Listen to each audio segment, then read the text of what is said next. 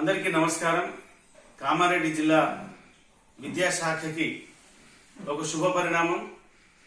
మనందరూ తెలుసు, మనం అందరం కష్టపడితే తెలంగాణ రాష్ట్రం 2014లో వచ్చింది.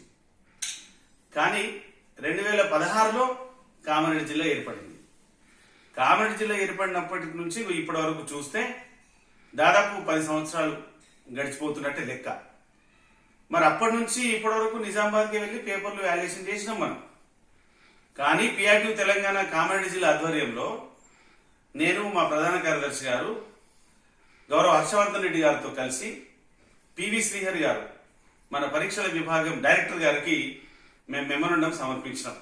మా కామారెడ్డి జిల్లాకి 10వ తరగతి మూల్యాంకన కేంద్రం ఇవ్వాల్సిందే. మేము నిజామాబాద్కి వెళ్లి మా ఉపాధ్యాయులు ఎన్ని కష్టాలు పడుతున్నారో మాకు తెలుసు.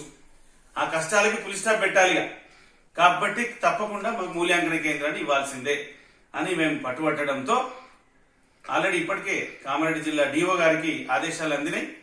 కామారెడ్డి పట్టణంలోనే మూల్యాంకనం జరగబోతుంది.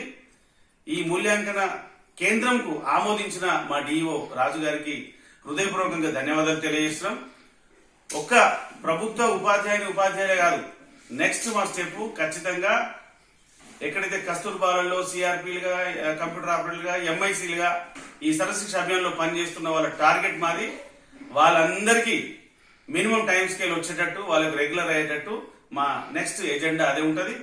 తప్పకుండా ఓ 10-15 రోజులలో ఈ మున్సిపల్ ఎన్నికలైన తర్వాత హర్షవర్ధన్ రెడ్డి గారిని కామారెడ్డికి పిలిపించి ఈ సర్వశిక్ష అభియాన్ వాళ్ళతో మీటింగ్ పెట్టించడం జరుగుతుంది. ఏది ఏమైనా పిఆర్టీ తెలంగాణ విద్యాశాఖ కోసం, ఉపాధ్యాయుల కోసం నిరంతరం పనిచేయడమే మా యొక్క లక్ష్యంగా చెప్తూ, మరి ఈ మూల్యాంకన కేంద్రాన్ని తీసుకొచ్చినందుకు చాలా గర్వపడుతున్నాం. ఎందుకంటే ఉపాధ్యాయులకు కొంత సౌలభ్యం ఏర్పడిందని తెలియజేస్తూ, జిల్లా కేంద్రంలో మన కామారెడ్డి పట్టణంలో ఏర్పాటు చేసుకోవడం గర్వకారణం అని తెలియజేస్తూ, ఈ అవకాశం ఇచ్చినందుకు ముఖ్యంగా పాత్రికేయ మిత్రులందరికీ పేరు పేరున ధన్యవాదాలు తెలియజేస్తూ ముగిస్తున్నా. జై హింద్, జై తెలంగాణ.